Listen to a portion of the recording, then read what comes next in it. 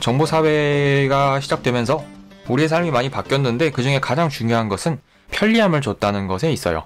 자, 이 정보사회에 있어서 정보기술이 중요하다고 했잖아요. 그 정보기술 중에는 뭐 소프트웨어와 AI, 통신기술 이런 것들이 있는데 이것도 예시를 조금 살펴볼게요. 자, 먼저 자율주행. 자, 자율주행으로 대표되는 것은 자동차이긴 합니다. 자동차이긴 하지만 자동차뿐만 아니라 주행하는 거는 모두 다 자율주행을 하도록 연구를 하고 있습니다. 뭐 전철도 있고요. 항공기도 있습니다. 뭐 이런 등등등. 근데 전철 같은 경우에는 자율주행하기가 조금 더 수월한 편이에요. 왜냐하면은 역과 역이 있으면 딱 여기서 출발해서 여기서 딱 멈추면 되잖아요. 플랫폼이 정확히 정해져 있고 앞을 가로막는 차도 없고 뭐 튀어나오는 물건도 없고 그렇기 때문에 자율주행하는 게 상당히 편리한 편입니다. 다른 운행수단에 비해서. 근데 자동차 같은 경우는 무법지대라고 할 수 있죠.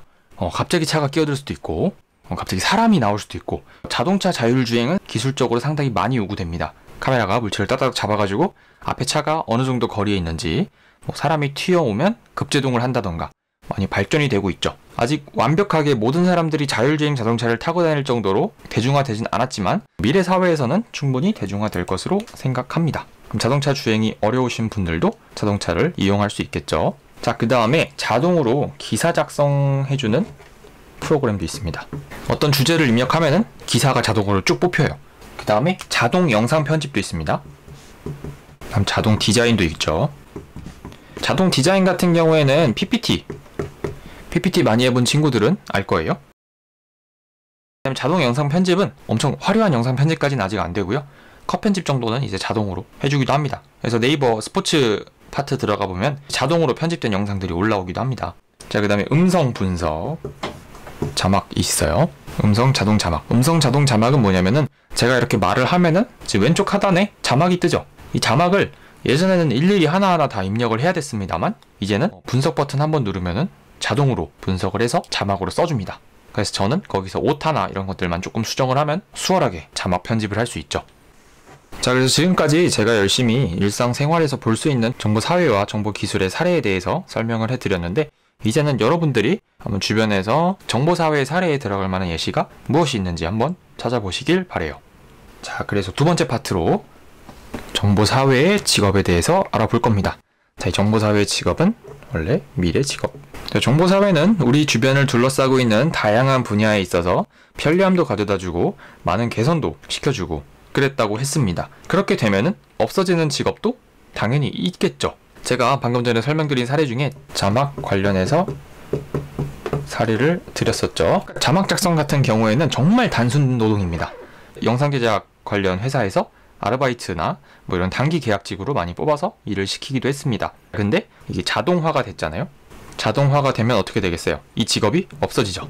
정보사회가 되면서 없어지는 직업도 상당히 많습니다. 이미 없어진 직업도 있지만 없어질 위험이 높은 직업도 있죠. 자, 이렇게 표도 있습니다. 없어질 직업, 뭐 유망 직업 이런 거 표도 있습니다. 자, 근데 사라지는 만큼 생기는 직업도 있죠. 떠오르는 직업도 있어요. 그래서 여기 보면은 이렇게 유망 직업 표도 있고요. 직업이 없어지기만 하는 건 아니죠. 없어지는 만큼 새로운 직업도 생기죠. 프로그래밍으로 예술작품을 만드는 미디어 아티스트라는 직업이 있습니다. 자, 이 미디어 아티스트라는 직업은 예전에 없었죠. 하지만 기술이 발전되고 이게 보편화되면서 이런 직업이 생기고 관련 학과도 대학에 생기고 있습니다. 여러분 아직 중학생이니까요. 여러분이 미래의 사회에 나가게 되면 어떤 직업이 떠오를지 그런 거 한번 잘 생각을 해보면 좋을 것 같아요. 자, 그 다음에 기존에 있는 직업도 없어지진 않지만 변화되는 직업이 있어요. 정보, 기술을 접목해서 만약에 예를 들어서 인문학자들이 있습니다. 인문학을 연구하시는 뭐 교수님들이나 연구원들, 정보 시대에 맞춰서 이 정보 기술을 접해서 요즘에 디지털 인문학이라는 학문이 떠오르고 있습니다. 자, 이게 뭐냐? 과거의 사료 이런 거 있잖아요. 역사책 이런 것들. 예전에는 그걸 다 책으로 이렇게 쌓여 있어가지고 그걸 막 수천 수십 권을 다 막 펴서 막 분석하고 정리하고 이래야 됐다만 이제 이 책들을 정보 기술을 맞춰서 데이터화 시킨 거예요. 이걸 데이터화 시킵니다. 자, 이렇게 해서 손쉽게 검색이 가능한 거예요. 바로 내가 찾고 싶은 분야를 바로바로 검색할 수 있습니다. 자, 이러면은 이 책 뭉텅이에서 한 장 한 장 찾는 것보다 훨씬 더 빠른 속도로 검색을 할 수 있고요. 드래그, 복사, 붙여넣기 다 되니까 훨씬 더 유용하게 연구나 집필이나 이런 것들을 할 수 있겠죠. 만약에 지금 이 정보 시대가 없었다면은 조선왕조실록을 어떻게 볼 수 있었을까요? 조선왕조실록을 번역해 놓은 책을 사서 보거나 아니면은 어디 뭐 열람회에 가서 예약해야 볼 수 있었겠죠. 자, 근데 지금 조선왕조실록은 디지털 조선왕조실록이라 해서 페이지에 들어가면은 그냥 바로 조선왕조실록에 몇 페이지에 뭐가 있는지를 확인하실 수 있습니다. 자, 이게 바로 직업의 변화라고 할 수 있겠죠. 여러분의 직업이 이 정보 기술을 만나서 어떻게 정보화 시대에 새롭게 변할까 생각해 보면 좋을 것 같습니다. 한마디로 없어질 직업도 있고요, 새롭게 탄생할 직업도 있고요, 정보 기술이 플러스돼서 발전할 직업도 있습니다. 이렇게 세 가지로 구분해 볼 수 있을 것 같습니다. 뭐 간단한 예를 들어드리자면은 빅데이터 관련된 직업이 있습니다. 뭐 빅데이터 전문가라고 하죠. 많이 들어보셨죠? 이런 정보 환경에서 만들어지는 여러 가지 데이터들이 있잖아요. 여러분들이 회원 가입할 때 작성하는 개인정보 이런 거 다 데이터화로 만들어 두는 겁니다. 그럼 괜히 입력하라고 하는 게 아니에요. 그거 다 개인정보로 만들어 놔서 이제 마케팅할 때 활용합니다. 디지털 환경에서 만들어지는 모든 데이터들을 수치화한 대규모의 데이터를 말합니다. 그러니까 한 사람 것만이 아니라 이 사람, 저 사람, 저 사람, 저 사람, 저 사람, 저 사람, 저 사람, 저 사람 다 합쳐서 큰 양의 데이터로 만드는 거예요. 자, 그래서 이 빅데이터가 왜 중요하냐면요, 정보의 양이 늘어난다는 거는 그만큼 그것을 분석하고 활용하는 활동이 필요해진다는 거예요. 예를 들어서 이 표본이라고 합니다. 요즘 스마트폰이나 컴퓨터를 많이 봐서 눈 나빠진 친구가 많은 것 같다. 그래서 아무래도 안경 쓴 친구가 많을 것 같은데 이게 사실인지 아닌지 한번 따져보자 이러고 조사를 시작했습니다. 그래서 A라는 친구는 자기와 단짝인 5명을 모아서 조사를 했고요, B라는 친구는 1학년 전체를 조사를 했어요.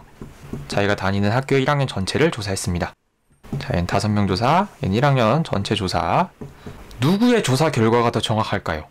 당연히 B의 조사 결과가 더 정확하죠. 왜냐하면 그만큼 분석할 수 있는 사람 수가 많으니까, 데이터 수가 많으니까. 자, 그래서 빅데이터는, 즉 정보의 양이 늘어난다는 것은 이걸 분석하고 활용함에 있어서 더 가치가 올라간다는 뜻을 얘기합니다. 더 정확해지고 더 활용도가 올라가는 거죠. 이 5명을 조사했더니 안경 쓴 친구가 한 명도 안 나왔을 수도 있습니다. 안경 쓴 친구가 한 명도 없고 다 눈이 좋아. 그러면은 요즘 학생들은 스마트폰이나 컴퓨터를 많이 보는데도 눈이 좋네? 라는 조금은 이상한 결과를 내게 될 수도 있는 거죠. 하지만 이 B 친구는 1학년을 조사해 봤더니 한 60% 정도는 안경을 쓰거나 렌즈를 낀다 라는 결론을 도출할 수 있는 거죠. 자, 그러면은 이제 절반 이상의 학생들이 안경이나 렌즈를 써서 시력 교정을 하고 있으니까 아무래도 스마트폰이나 컴퓨터를 많이 보는 게 눈 나빠지는 것에 어느 정도 영향이 있는 것 같다 라는 생각을 해볼 수 있는 거죠. 이 A라는 친구의 조사 결과와는 완전히 다른 조사 결과가 나왔죠. 왜냐하면은 표본이 더 많으니까. 자, 그렇기 때문에 빅데이터는 광고 홍보 이런 데도 활용이 되고요, 전략 수립 이런 데도 활용이 됩니다. 전략 수립 부분에서 가장 활용이 많이 되는 분야는 스포츠예요, 스포츠. 그래서 축구선수 스탯이 나와 있죠. 골을 몇 골을 넣었는지, 어시스트는 몇 번을 했는지, 패스 성공률은 어떻게 되는지, 이런 것들을 데이터화 시켜가지고 뭐 이런 다양한 정보들을 낼 수 있는 겁니다. 아까 제가 말씀드린 미래의 뜰 직업 이런 것의 대표적인 거는 빅데이터 관련된 직업이라고 할 수 있을 것 같아요. 그 외에도 여러 직업이 있지만 빅데이터라는 용어가 우리 정보 교과서에도 나오기 때문에 이거를 굳이 꼽아서 설명을 드린 겁니다. 빅데이터만이 유망한 직업이라는 게 절대 아니고요, 다양한 직업이 미래에 유망할 것이고 앞으로 더 뜰 거예요. 뭐가 있는지는 제가 다 나열할 수 없겠죠. 저도 예언자가 아니기 때문에. 여러분이 관심 있는 분야는 무엇이고 그 분야와 관련된 직업은 또 무엇이고 그 직업이 미래에 뜰 것 같은지 조금 힘들 것 같은지 아니면은 정보 기술과 합쳐져서 미래에는 어떤 모습으로 변해 있을지 한번 생각을 해보면 좋을 것 같아요. 자, 그래서 이번 시간 정보사회, 그 다음에 정보사회 직업에 대해서 알아봤고요. 다음에 찾아뵙도록 하겠습니다. 감사합니다.